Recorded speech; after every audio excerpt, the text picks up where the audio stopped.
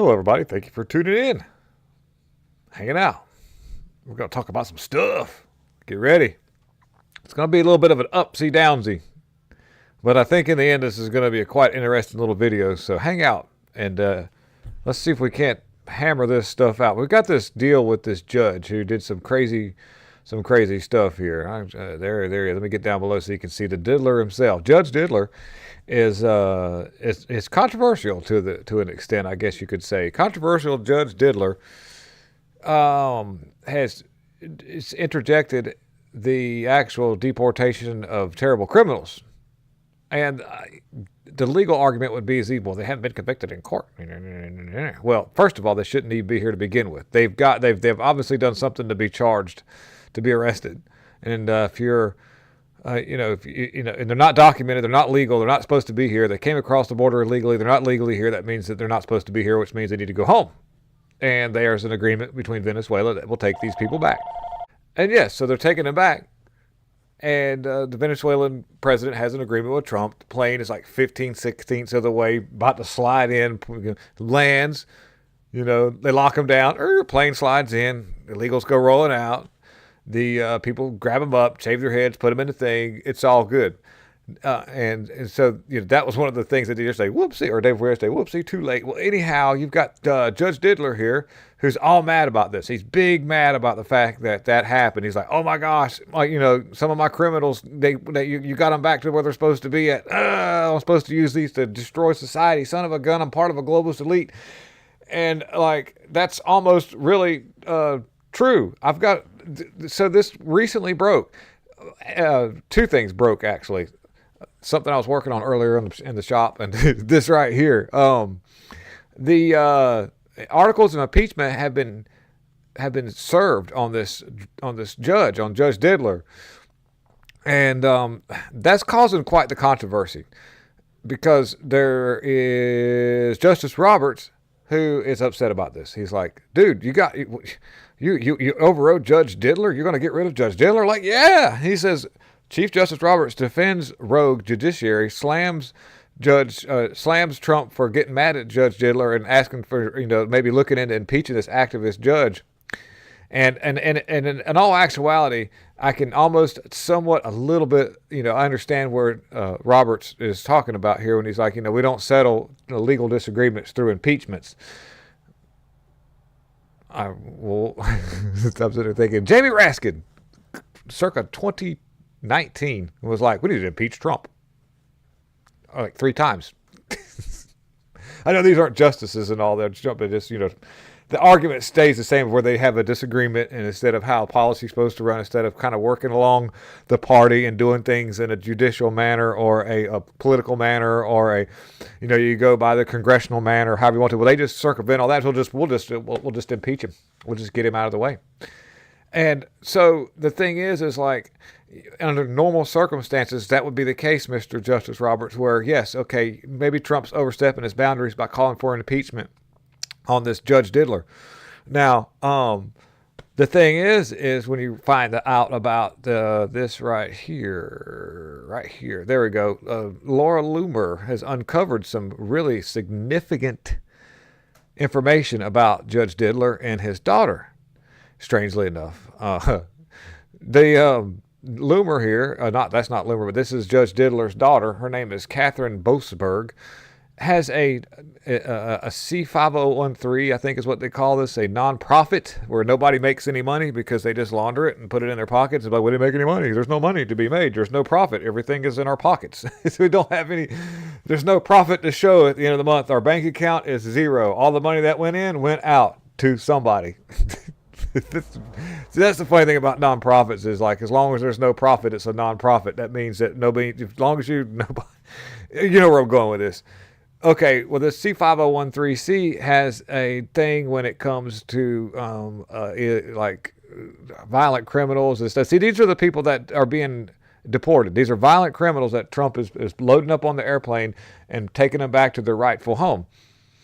and they already have criminal history. They've already done criminal things. They're not supposed to be here. They came across the border illegally, which means they should be deported. They have a country that's willing to accept them.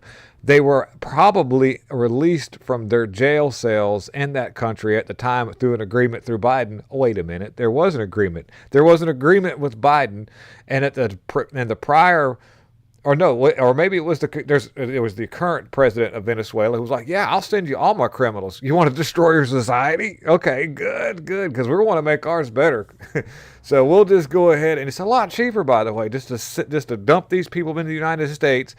You have a army that all you have to do is give them a $10,000 a month debit card and give them a vehicle and a place to live and let them take over a whole apartment complex and rob everybody and then run ravages through the stores, and then some of them might even eat your cats. But that's a whole different group of illegals. But anyways, long story short, to destroy the societal norms of America, these people were brought in. Their job mainly was to, like I say, destroy society. Now, let's dig into this Laura Loomer article with the Catherine Boasberg and the conflict of interest of this judge who is advocating for these illegals to stay here, these criminals, these ones that are designed to destroy society. The independent journalist discovered a massive conflict of interest between Boasberg and his own daughter. It turns out that Catherine Boasberg, the daughter of that works for a far-left organization called Partners for Justice that opposes mass incarceration of violent criminals, strongly opposes deporting illegals, including violent felons, and also, by the way, she uses those pronouns in her stuff, she, her, and all that fun stuff to signal to the left, where she's at. It's a 501c3, not a 503 or whatever. But the judge's daughter's name's Catherine Boasberg, who works for a 501c3 nonprofit organization called Partners for Justice. It's a capacity building associate. In her position, she keeps to coordinate and administer grant activities and ensure compliance and support the delivery of capacity building programs to strengthen nonprofit infrastructure. Now, it sounds kind of harmless right on the surface because, except for the fact that they want to make sure that violent criminals and illegals get to run around in the street. Other than that, it sounds pretty harmless. I know. I have a video of the founder of this 501c3 right here, and she's going to explain to us how gang laws work and how they are designed to target people of color, non-white people. And, I'll break it down real fast. In reality, the reason why these laws tend to target that group of people is because those are the ones who are in gangs. That's the deal. The gang law is able to provide people association. In other words, if you're in a group of people who are doing criminal stuff, and it's not just as simple as she says it in this video, but basically, gangs usually have a way of representing their affiliation when it comes to tattoos, markings, clothing. And also certain ways that they categorize, and just so many ways to do it. They even talk the same. They use verbal language and everything. So they actually have more than just the fact that because I'm friends with this person, or because I follow this person on Facebook, or it's because y'all see me in the same room together. No, there are very, very underlying statutes of where they consider these people gang members, and a lot of it's real easy to pinpoint, considering the fact that they all have the same number tattoo, like MS-13, or they'll use the same color bandanas, or they'll wear their the clothes. They pull the one leg up and they have a red flag or a blue flag, or they whatever. So listen to this nutcase right here. Check this out. It's your weekly video, and today I'm going to tell you about a legal loophole that lets prosecutors use different rules of evidence in court when they are prosecuting specific, usually black or brown people. Here's what I mean. Like I said, reiterating, the reason why that it seems to target that group of people is because, unfortunately, due to the fact of societal rot and engineering of music and different things that the globalist elite have introduced to society, which is the gangster rap and all this other weird stuff that they put in Hollywood, it's motivated a certain demographic of people to behave a certain way. It's not because of the color of their skin, but it's because of the way they behave. And the way they behave is they're a victim of what they've seen, and the fact that society has broken homes and has torn families apart through policy and ideology. Okay. Most places around the country have some kind of gang law at this point. And a lot of these gang laws are really loosey-goosey. They basically define a gang as like any 2 or more or 3 or more people who have any kind of unifying symbol who commit a kind of crime together. Now, when you think of how teenagers are and how often kids have unified, how often did we all draw that weird S in our notebooks? And I don't know, like shoplift candy, whatever. I never shoplifted candy. Have you ever been to a store in the city where a whole group of kids come in there and they distract the person working there and then they rob all the candy off the aisle? Just saying. The point is, these laws can be very broadly applied because they are very, very vague. Who are they applied to? When we look at databases, for example, New York's gang database, it becomes apparent that these laws are almost exclusively applied to people of color. Unfortunately, due to the societal rot and what they've been exposed to and the things they've been groomed into seeing, they live this lifestyle. I'm sorry. And it's not because of white privilege. It's because of the fact that they've been targeted by a glorious elite, the same people that she works for, that made society that way.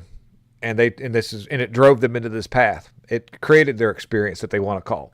So, for example, in New York, 99% of people in the gang database are not white.